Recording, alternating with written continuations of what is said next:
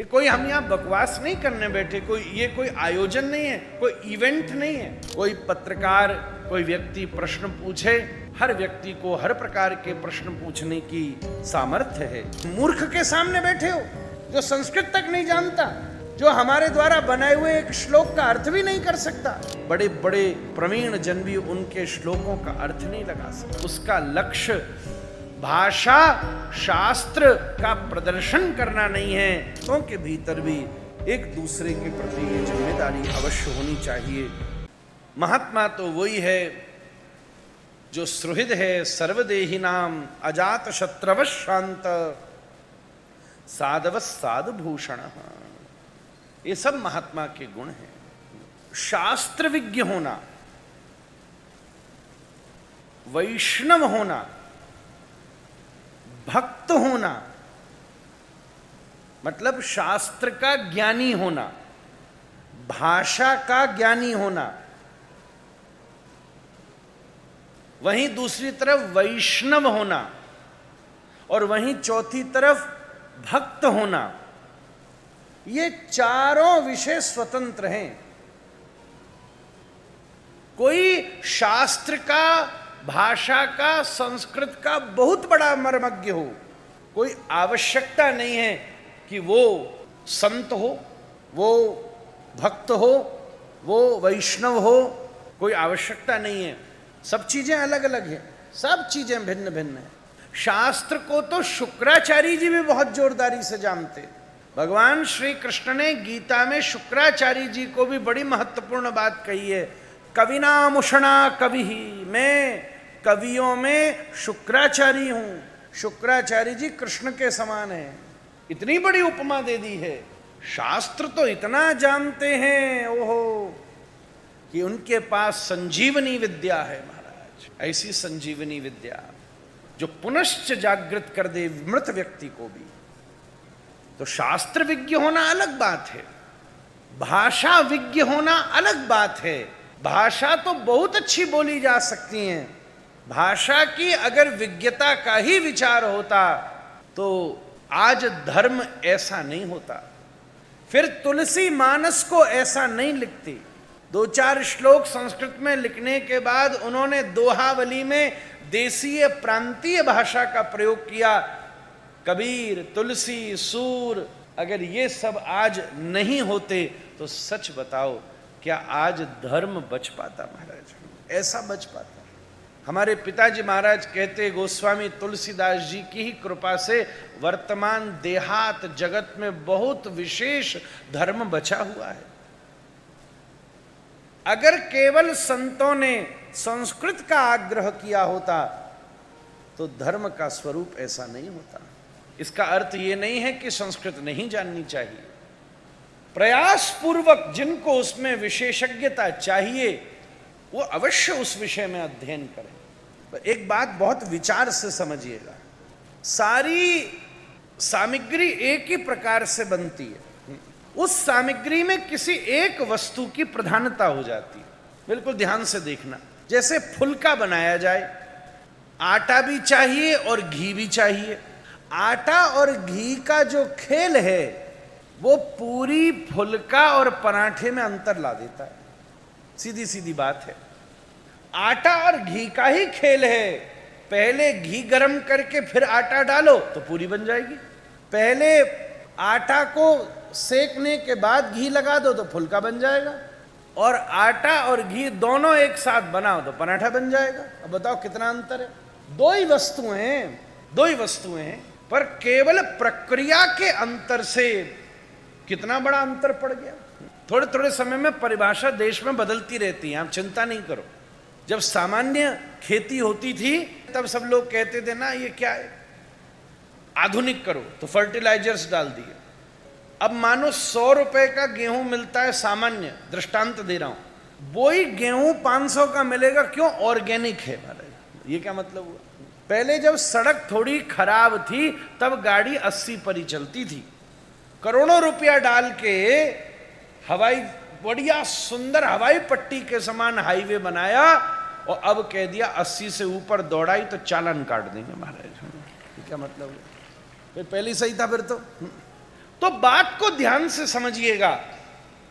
हमें सनातन धर्म में सब कुछ चाहिए, भाषा भी चाहिए, ज्ञान भी चाहिए, भक्ति भी चाहिए, वैष्णवता भी चाहिए, पर प्रमुख वस्तु क्या है? किसी के जीवन में भाषा की प्रधानता है तो अच्छी बात है, हमें कोई प्रॉब्लम नहीं, पर भाषा की प्रधानता वाला व्यक्ति भक्ति की प्रधानता वाले व्यक्ति से क्यों तुलना करे? पूरी और पराठे की क्यों तुलना की जाए? जब पूरी का मन है तो पूरी खाओ, पराठे का मन है तो पराठा खाओ, और फुलके का मन है तो फुलका खाओ। हमारे वृंदावन के सभी ठाकुर अपने अपने अनुसार सब खाते हैं। बिहारी जी जाओ, सवेरे सवेरे पराठा भी खाते हैं, दोपहर में सब जगह ठाकुर जी फुलका भी पाते हैं, राधारमण जी पाते हैं पतले पतले फुलका, और फिर महाराज रात्रि के समय सब जगह ठाकुर जी पूरी भी पाते। सबको अपना समय है।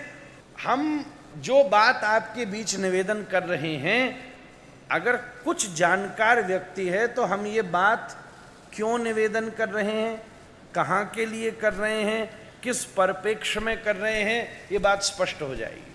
और मानो किसी को ये सब विषय नहीं भी पता हो तो भी हमारी बात काम की है। जिसके जीवन में भाषा की प्रधानता है, संस्कृत की प्रधानता है, उसको भक्ति वान से तुलना करने की आवश्यकता ही नहीं है, और जिसके जीवन में भक्ति की प्रधानता है उसको भाषावान से तुलना करने की आवश्यकता ही नहीं। श्री चैतन्य महाप्रभु श्री रंग मंदिर में पहुंचे, दक्षिण में बड़े बड़े वेद बोलने वाले विद्वान जन बैठे थे, और महाप्रभु जी की भी जीवन में ज्ञान की कोई कमी नहीं।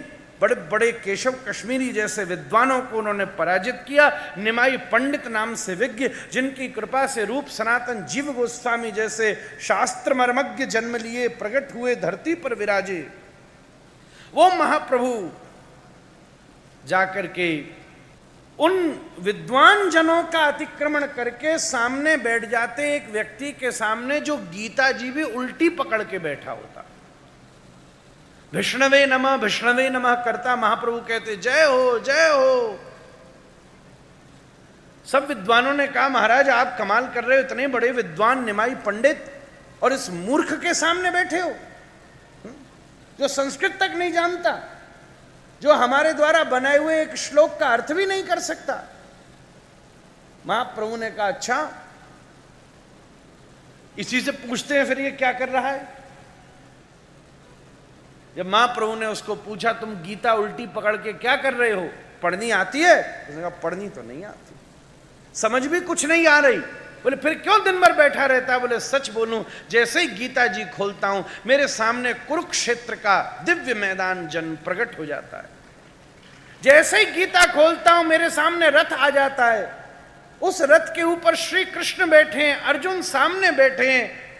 कभी श्री कृष्ण गंभीर हो जाते हैं, कभी मुस्कुराते हैं, कभी एकदम विनम्र हो जाते हैं, कभी कठोर हो जाते हैं। वो बोल क्या रहे हैं ये तो मेरी समझ में नहीं आ रही है, पर अर्जुन और श्री कृष्ण के जो भाव हैं, कभी उनका पीतांबर हिलता है, कभी उनके बाल मुंह पर आ जाते हैं, कभी एकदम आंखों को देखकर डर लगता है, और कभी ऐसा लगता है इनके ऊपर मैं सब कुछ लुटा दूं। इसका दर्शन करके जो आनंद आता है उसकी मैं सीमा आपको बता नहीं सकता।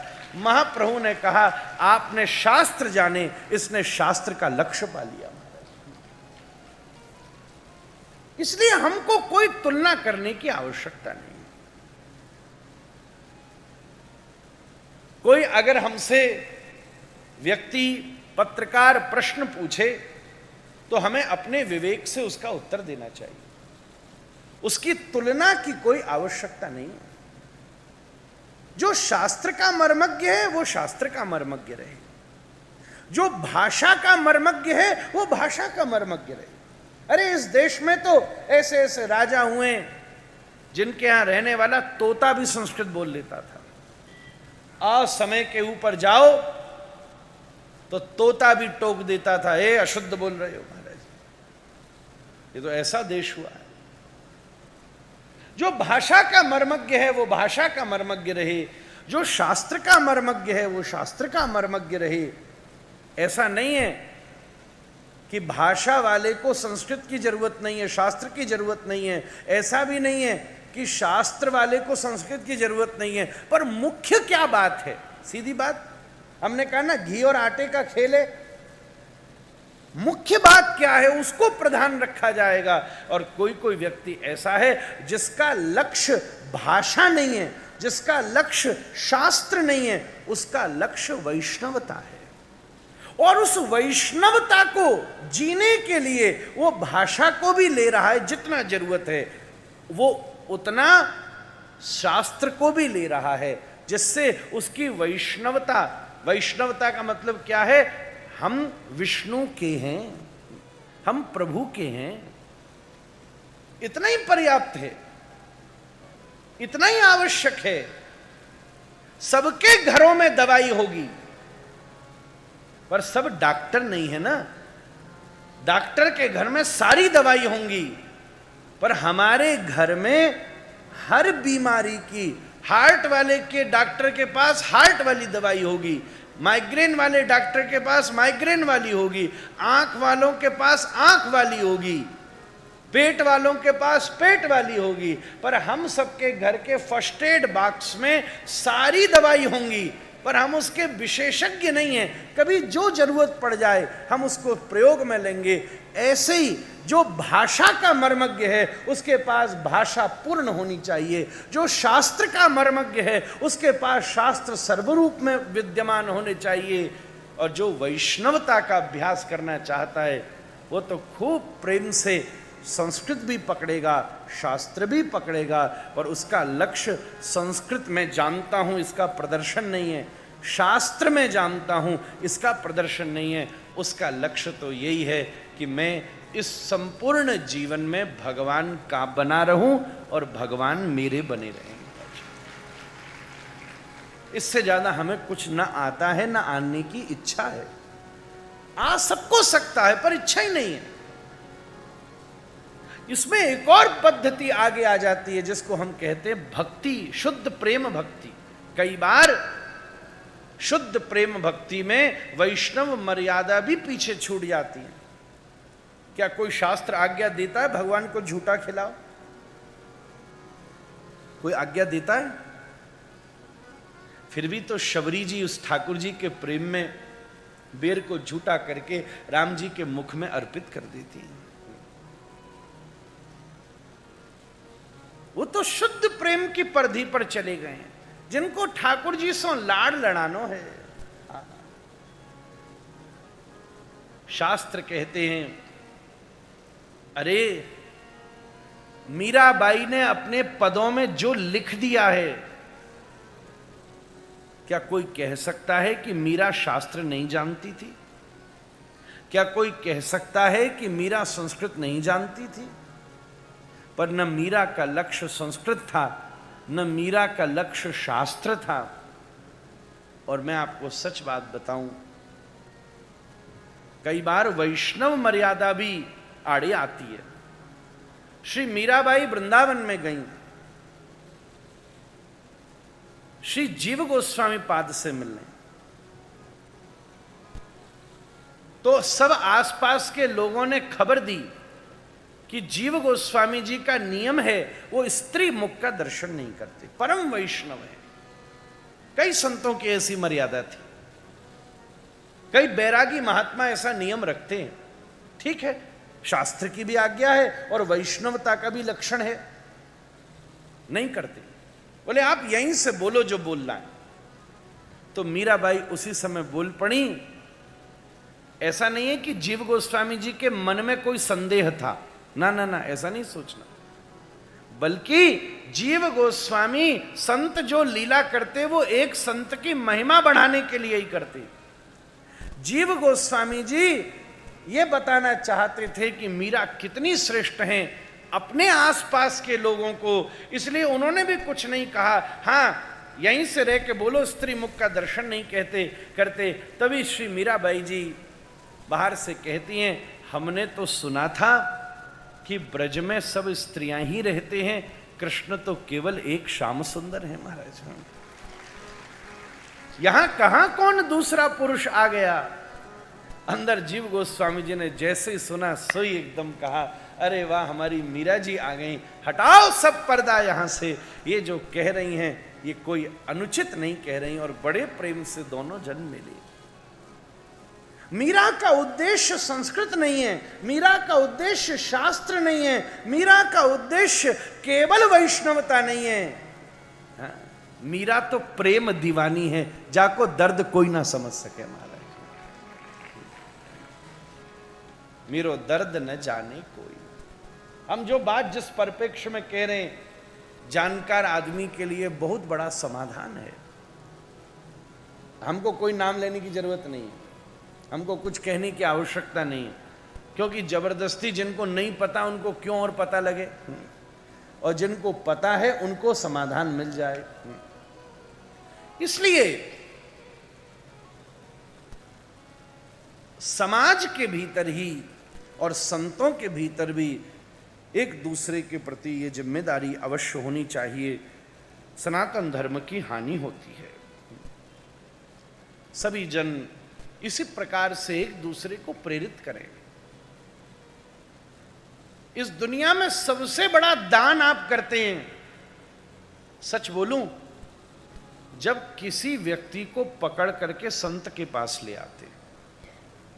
सच बोल रहा हूं। कोई बोले ये क्या मतलब हुआ?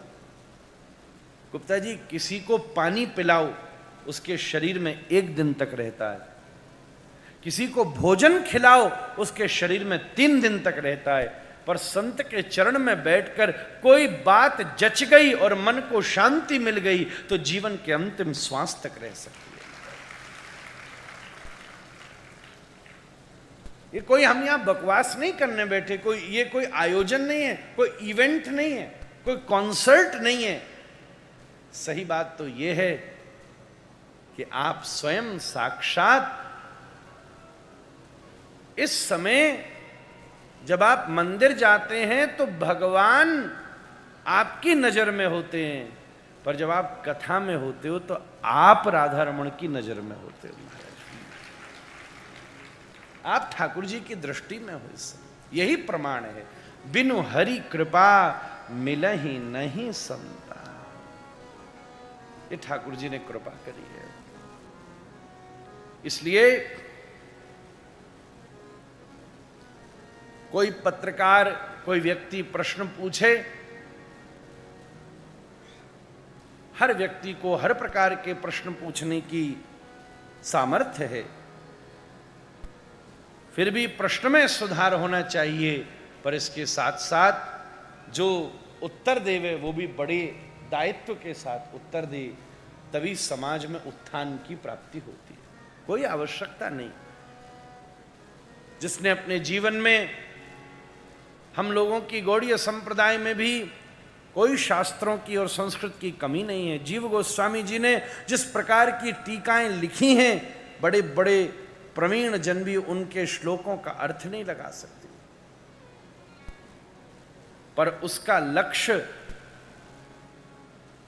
भाषा शास्त्र का प्रदर्शन करना नहीं है, उनका लक्ष्य है हाथ में माला लेके शुद्ध प्रेम में रत होकर श्री कृष्ण को प्रसन्न करना, चैतन्य महाप्रभु की आज्ञा का पालन करना। व्यासपीठ व्यक्तिगत नहीं होती, व्यासपीठ वैश्विक होती।